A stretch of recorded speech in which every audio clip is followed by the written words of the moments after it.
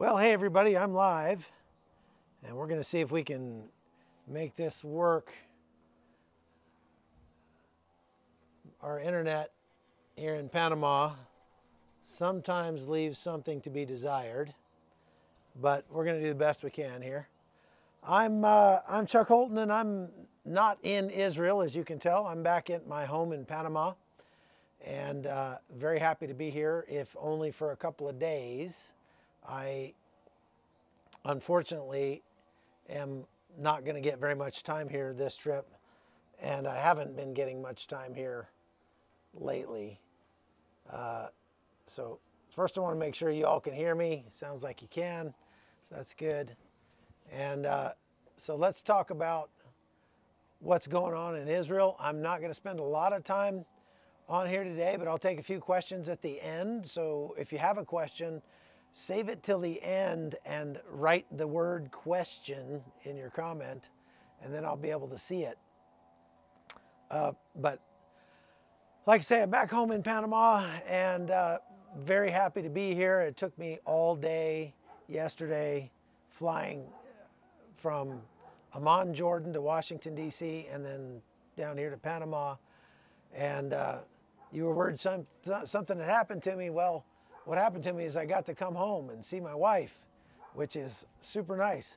So I live in a volcanic crater in Panama, about 2 hours outside of Panama City.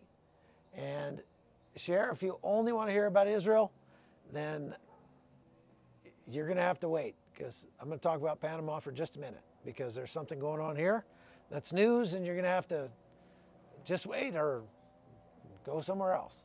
Thank you for the $9.99. That's very nice of you. Panama has been embroiled in some serious problems for the last 3 weeks or a month. And it's been so bad that I actually couldn't come home because I wouldn't have been able to get to my house. The Panamanians have been protesting a mine that a contract was given to a Canadian company to mine copper and other rare earth minerals out of the jungle right off over that direction, but clear up on the Caribbean side. I'll just let you see a little bit of our valley here. Those mountains you see all around are the crater from an ancient volcano. Hey, thank you for the 20 bucks, Royal. That's nice. That's called Iguana Face Mountain up there. And there's a great view from the top. And this mountain back behind me right there is actually called the Sleeping Indian Woman, because you see her face right there and her body coming down. And that's a really nice hike up there, by the way. And this back here behind me is called Gaital. And so we're about 2,300 feet above sea level right here, which means that it's nice and cool for most of the year. It only gets maybe to about 85 degrees during the day and down to in the high 60s at night. So it's like springtime weather all year round. The healthcare in Panama is very, very good. I'd say it's at least as good as what you can find in the United States. As a matter of fact, they even have a Johns Hopkins affiliated hospital here. I gotta fix this thing. So, you want to know if the IDF is winning? Okay.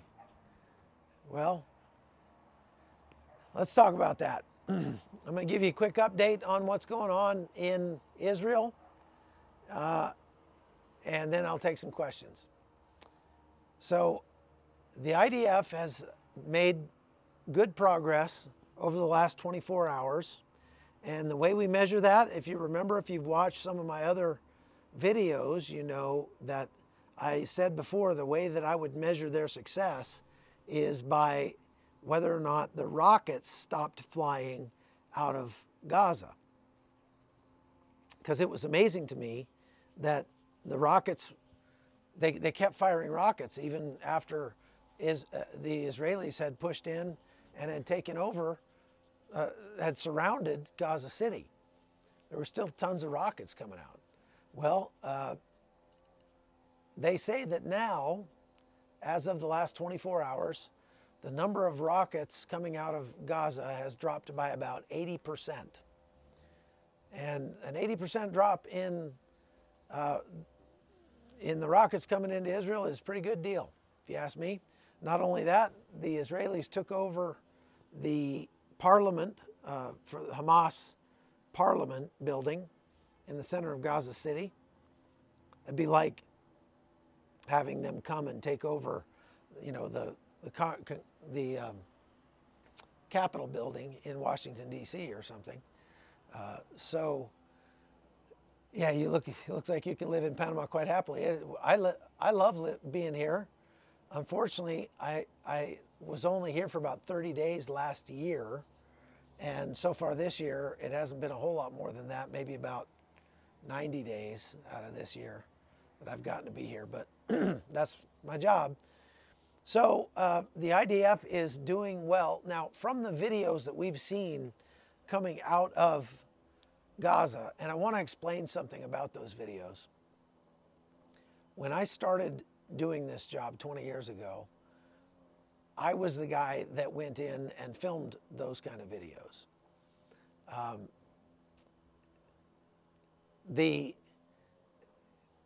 In Afghanistan, Iraq, I would embed with U.S. forces and go in and ride along with them on their missions. And I fortunately have never been shot, but been blown up a few times doing that.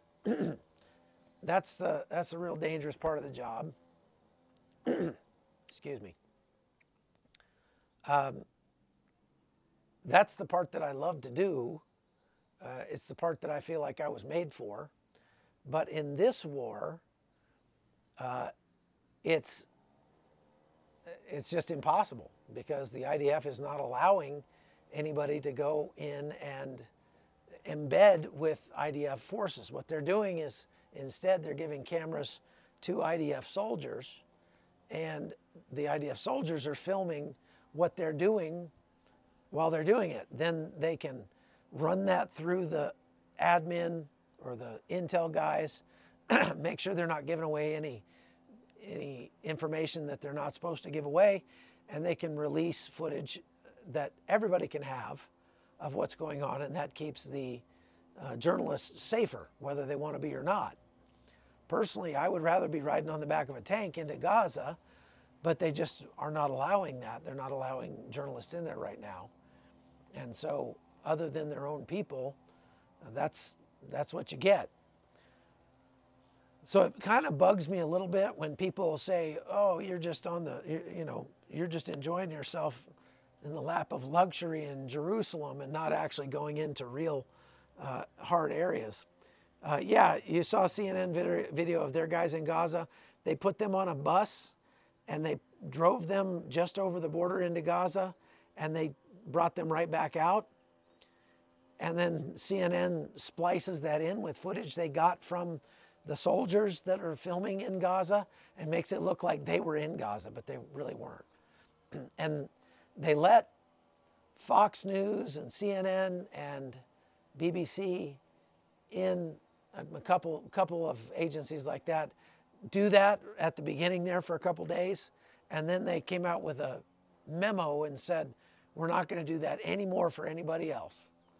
So I think it'll be at least another week until they will start letting any journalists actually go into Gaza. Believe me, I'm on the list. I'm jumping up and down, doing everything I can to try to get into Gaza proper. But you got to go in when they let you go in. And really, I can do my job from outside of Gaza for the time being by using the footage that they send and the footage that comes out of Hamas, which is putting out its own footage as well. And I just want to give you my rundown, my readout of what I'm seeing, because obviously both sides in that conflict want to use that footage as propaganda, right? they want to put out the footage that makes them look good, and they don't want to put out footage that makes them look bad. The numbers for IDF casualties right now, Michael, are just, I think, 44 killed. They haven't put out numbers of wounded yet, but that's 44 killed just since the beginning of the war. They are still counting from October 7th because they lost a lot of soldiers on October 7th. And so it's something like 366 soldiers that have died since October 7th, which is pretty painful. It's pretty a lot. So you can go into, here's what CNN does. This is what I'm trying to tell you. Here's how this works. CNN pays somebody in Gaza to go into Gaza, or to go and film what's going on and send them the footage. They're called stringers. They're not CNN employees. They're certainly not the anchors or the reporters that CNN sends to Israel. They wouldn't allow their own reporters to go in there at this time. So what they do is they hire stringers inside Gaza, and they send those guys out to film what's going on, send it to CNN, and then CNN claims CNN cameras have filmed this footage inside Shifa Hospital. Well, CNN cameras are very often Hamas operatives, and we know that because of the story that broke last week about there were some these guys at CNN, these stringers that CNN and others have hired, actually went into Israel illegally with the terrorists. Some of them were even armed. So, I'm not going to do that. I'm not going to hire Hamas terrorists to go film stuff for me so that I can say CBN cameras were inside Gaza, because it's disingenuous. But what I can tell from the videos that I'm seeing coming out of Gaza on both sides is that the fighting is very difficult for sure. The IDF is using very effective combined arms strategy. What I mean by that, a combined arms strategy is where you use infantry, armor, aviation, and artillery all together in a concerted way to fire on the enemy and make progress on their objectives. That's what they're doing. They have had more than 3,000 fire missions so far, meaning a fire mission is where an infantry unit gets into contact with the enemy and they pull back to cover and they call their artillery in the rear and they give them a grid coordinate and they say, fire for effect. The artillery fires on the grid coordinate they gave them, and then the artillery can call on the radio and adjust from there. Or they can laze a target with an infrared laser that can be seen from a helicopter or an aircraft, and those things can fire missiles or rockets that can home in on that laser and can destroy whatever target that laser is pointing at. And the aircraft don't even have to be anywhere near the front lines to do that. They can fire from very far away, or like in the case of the helicopters, they can be very low, below the treetop levels inside Israel. They can super elevate, fire their rockets off, and the rockets will go up in the air and will pick up that laser and then follow that laser beam into the target. The United States has been doing that for 20 years, and we've got the ability to do that, and for sure, Israel has the ability to do that as well. I will be back in Israel in about 4 or 5 days. So I'm just home for a very, very short break, and then I'll be back reporting from Israel again. So from watching the videos, Israelis have done more than 3,000 fire missions already during this invasion. That means that they've 3,000 times they've called back to the rear and called for a aircraft or helicopter or artillery to blow something up in front of them so that they can move through it and continue on to their objectives. Yeah, Jim, the U.S. going to be funding both sides. Unfortunately, that's far too true. The United States taxpayer is going to definitely be helping the Israelis by helping them with ammunition. We've already sent, we have $2 billion worth of ammunition in Israel right now. And that's actually there for us to use if we need it, but we've opened it up and have allowed the IDF to take some of it and use it. We've also I forgot to put my focus on. Somebody tried to call and bump me off. We've also shipped in some rockets and missiles for the Patriot air defense system, the Iron Dome system, things like that. So, yes, the United States is paying to help Israel, but we also give money to the UN, and the UN gives their money to Hamas. And so some American taxpayer money is definitely going to Hamas, which will most certainly be used to, and has certainly been used, to buy the materials to make the rockets that are being shot at Israel. So we are funding both sides of that, unfortunately.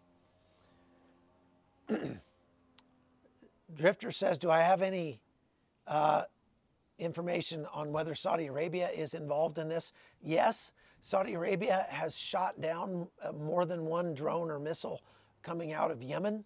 So that in that way they are engaged on the side of Israel, which is pretty nice. If the IDF can root out the Hamas commanders, will the citizens of Gaza want peace with Israel?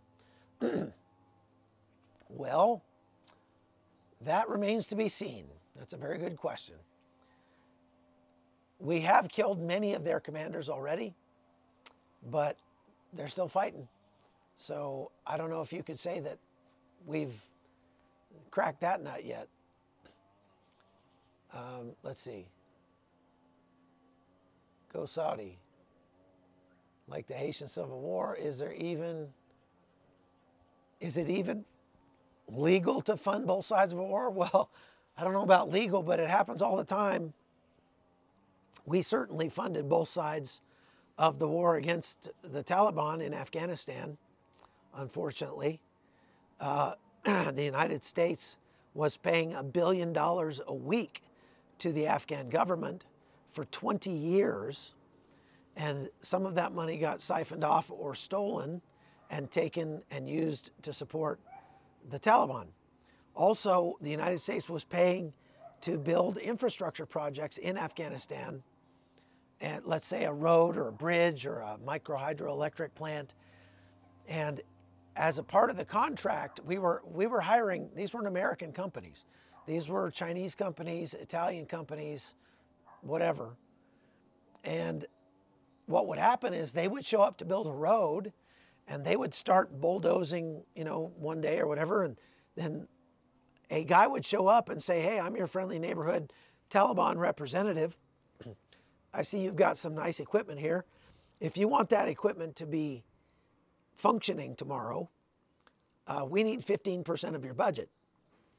And that was so common in Afghanistan that they would just price that into the bids that they gave to the United States, and the U.S. would pay it, and they would buy off the Taliban with the money that the United States had given to build roads and infrastructure inside Afghanistan. And so in that way, the United States definitely funded both sides of the conflict. The Taliban didn't need near as much money as the U.S. did. And it's pretty disgusting to think that the United States taxpayer was funding the killing of American soldiers in that war. But we were, without a doubt. And unfortunately, we are doing that also in this war to some extent. The United States hands out money like a drunken sailor and doesn't usually do a very good job of figuring out where it's getting spent or how it's getting spent. And so always some of it goes to nefarious purposes, without a doubt. Okay. Let's see here. What other questions we got? I thought I saw one up there. Why there's no picture of any of these commanders you claim are being killed? Well, Abdul, you think I'm lying. I'm telling you what the IDF has claimed, and they have released photographs of the commanders that they've killed. So it sounds like you're not willing to go do the research online to find the information that you're looking for. But everything I'm saying can be corroborated if you're not too lazy to go look for it. So I'd say go look for it. Where do you think Hamas got all that weaponry to attack Israel from? Yeah, well, it's not most of the weaponry. I've seen it. They've captured a whole bunch of it and they put it in a room and they bring journalists in to look at it. And most of the weaponry that I saw was actually made in Gaza. It was homemade versions of Law anti-tank rockets, AT-4s, RPGs, things like that. But it was homegrown weaponry made in Gaza. Now the small arms, definitely not. The small arms probably came from Iran or North Korea. And the way that they got those weapons was either through the tunnels from Israel or... It's okay, Missy, I'm coming. My monkey's calling me. She's down in the tree down there. I got to go get my monkey here in a minute. The way that they got those was either through the tunnels from Israel or they were floated in from the sea, and Hamas has these special units that would go out and get those packages and float them into shore in the middle of the night. Yes, the IDF showed pictures. Let's see what else happened. What else have we got here? America laughed Afghanistan with 4 million opium addicts. I didn't see a lot of opium addicts when I was in Afghanistan. I've been there 12 times, but I've seen a lot of opium factories where they're making opium and shipping it out. Afghanistan, up until a couple years ago, was the world's largest exporter of illegal opium and heroin, and I've seen a lot of it in Afghanistan. But a lot of those people are not users. There's very few that are users in Afghanistan. What's the status of Turkey at the moment? Turkey is still being belligerent toward Israel, but is not doing anything material to assist in the war effort. What do you think is going to happen to the terrorists that have already escaped Gaza? I don't know that they've escaped Gaza like into Egypt. Maybe a few, but they've caught some trying to do that. But the terrorists that have escaped northern Gaza are now in southern Gaza, and Israel is going to have to go in and go after them for sure. Okay, so Abdul, I can't show pictures on this medium because I'm on my phone right now. But like I say, if you're too lazy to go look it up, then why should I do it for you? You can go out on Telegram, you can go on Twitter, you can find photographs of anything like that you're looking for. So quit asking me for it. Let's see. Panama looks a lot like the Philippines. Yeah, it kind of does. Unfortunately, I don't think we've got our moderators online right now. Otherwise, Abdul would be out of here.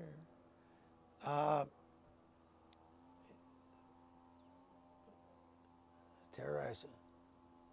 Will IDF enter Al-Sharif Hospital? Yes, they will, and they have. The IDF has entered the hospital. They took 300 liters of fuel to the hospital 2 nights ago and coordinated with the hospital to receive it so that they could keep their generators running. And Hamas came and stole the fuel and wouldn't let the hospital have it. Okay, so who else got a question? Anything? Egypt would let you go through the Rafah crossing. No, I could go to the Rafah crossing in Egypt, and I may do that sometime in the next few weeks, but they're not going to let you into Gaza. No way. Not going to happen. Unless you could get in on a aid truck or something like that, but that's very unlikely. Let's see. Question, are you aware of any hostage deal? They've been talking about, they've been floating various deals for hostages. One of them was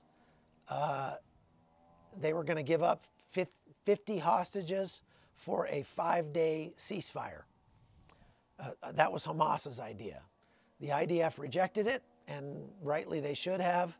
You don't want to negotiate with terrorists because even if they release those hostages, they successfully got what they wanted, which was a ceasefire, and therefore you are making it a foregone conclusion that they will take more hostages in the future.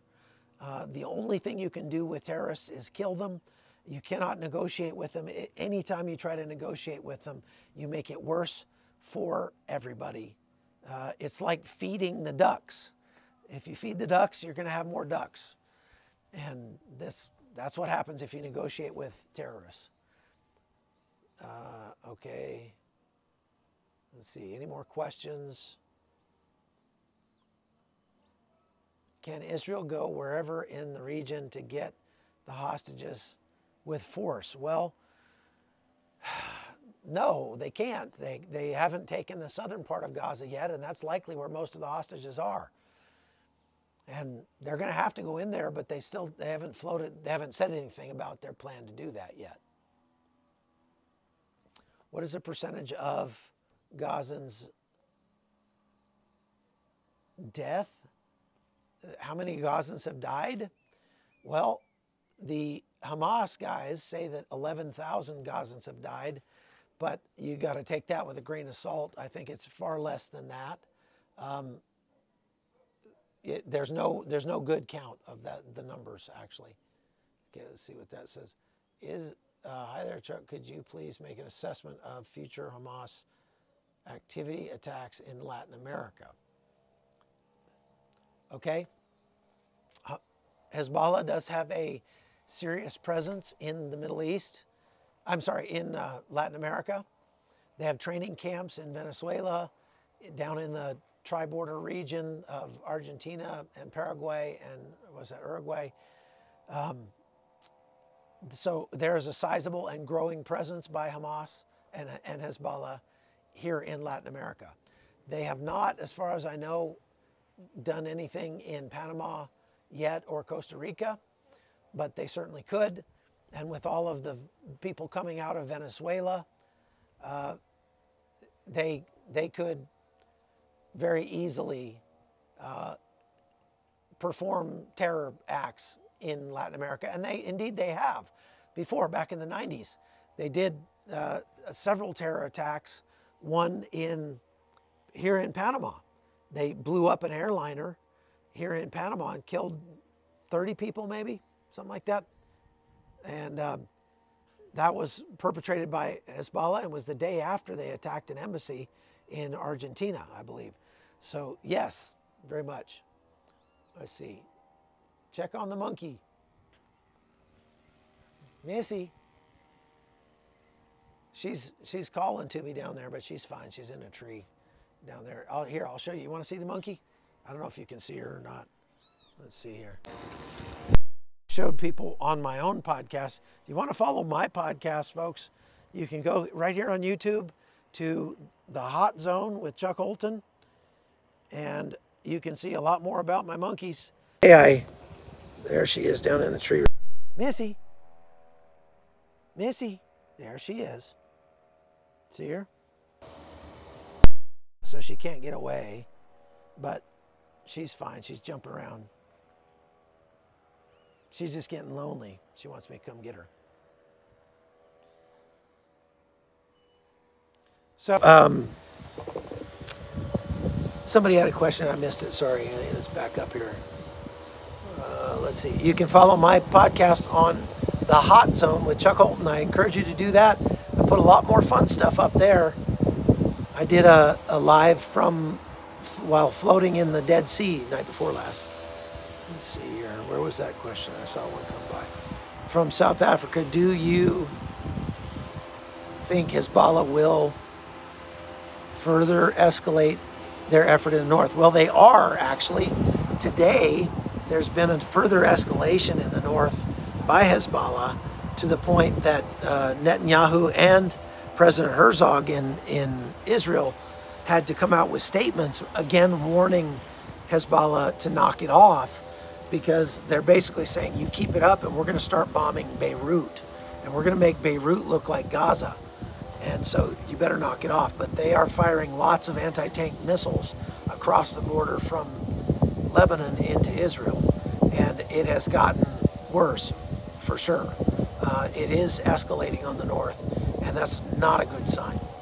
And somebody asked about Syria. There's not been any further firing from Syria that I know of in the recent days, and let's hope it stays that way.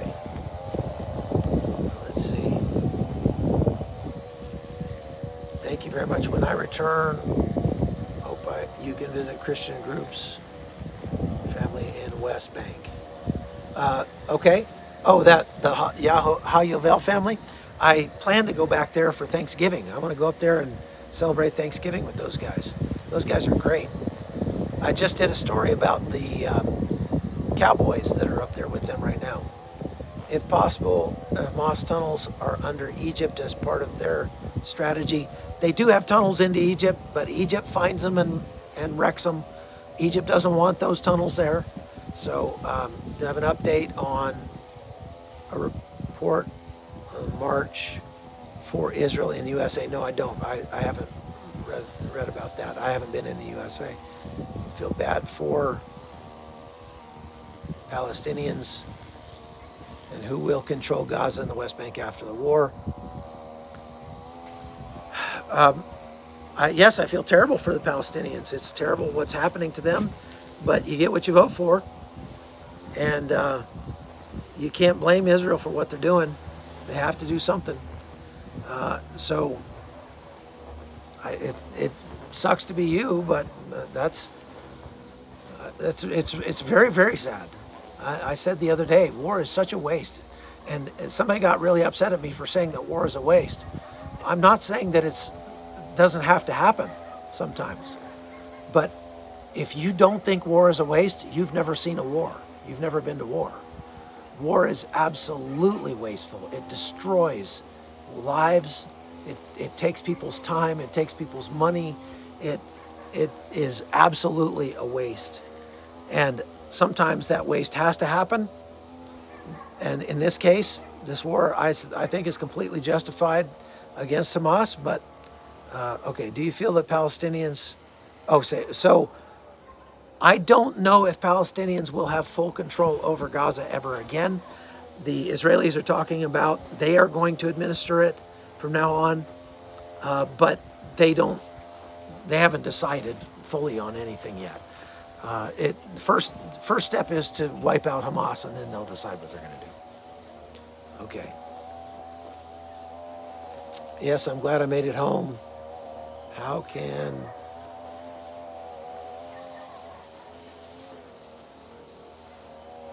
Question, is the IDF destroying a lot of infrastructure in Gaza on purpose?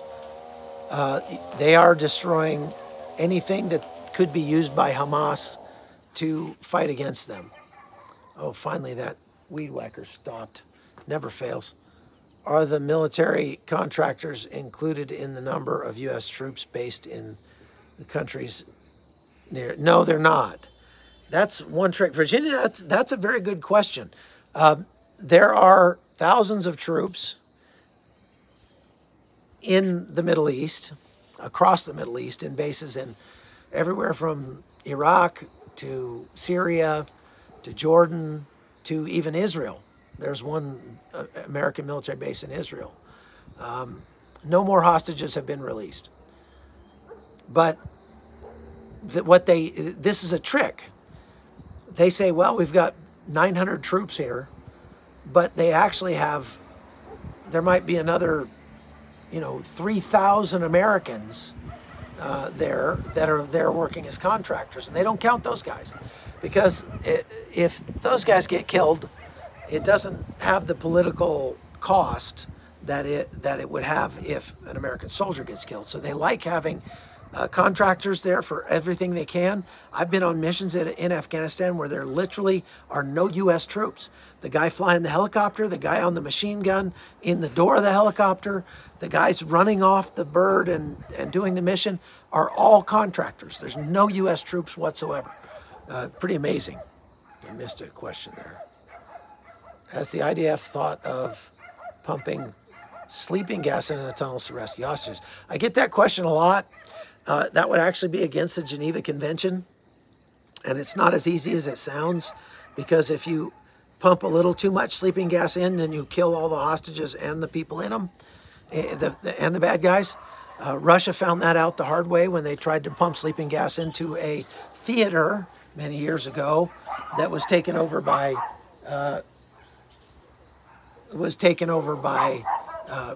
Chechen separatists, Chechen rebels. So the dogs are going crazy because there's a dog going by. All right, folks, that's really all I've got for today. I've got more work to do here, and I'm going to have a nice evening dinner with my wife and try to enjoy my remaining the little bit of time I have left here in Panama. If you want to follow my work, again, you can go to the Hot Zone here on YouTube, or you can go to chuckholton.locals.com. That's locals with an S, Locals, chuckholton.locals.com. And you can follow me there. And you can support my work and read my books and find my movies and documentaries and all that stuff over there as well. So thank you for watching, and let's go ahead and pray for Israel like we always do at the end of these things, okay? Lord Jesus, we just pray right now that you would put your hand on Israel, that you would cause her to be successful in her quest to make her people safe from terrorism. Lord, your word promises that Israel will survive. And so we don't worry about Israel's survival, but we just pray that you would go before her and that you would prepare the way for her soldiers and send your angels to camp around them and rescue them when they're in trouble. I pray that not one more IDF soldier would lose his life in this conflict. And indeed, Lord, I pray it would be over quickly, because Hamas sees that they have lost and lays down their weapons and surrenders. I pray that whatever comes next for Gaza would be much, much better than what they had before. And I pray that Gaza could become a bastion of prosperity, Lord, sometime in the future, because their people choose to forego hate and to forgive and to start spending their efforts on improving Gaza rather than hating their enemies. Lord, I pray that you would help us to know how we can pray for those people, and that you would rescue those hostages, Lord. Let them be rescued, Father, even tonight. Let us get word that hostages have been released, Father. We pray these things in Jesus' name. Amen. All right, thank you all for watching. We appreciate it.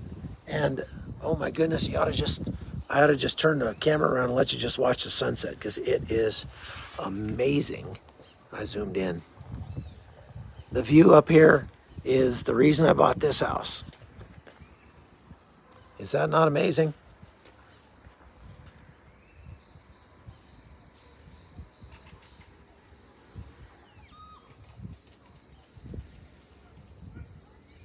You hear that? Silence. Silence. That's what I love up here.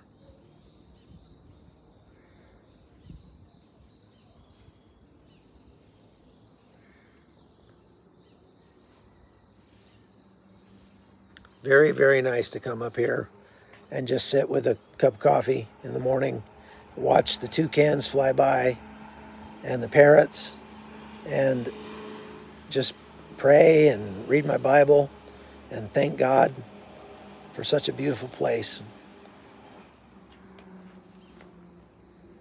I pray for Palestinians all the time, and 11,000 Palestinians have not been killed. That's propaganda. Okay, I'm going to go pick up Missy and put her away. God bless y'all. Take care. We'll see you.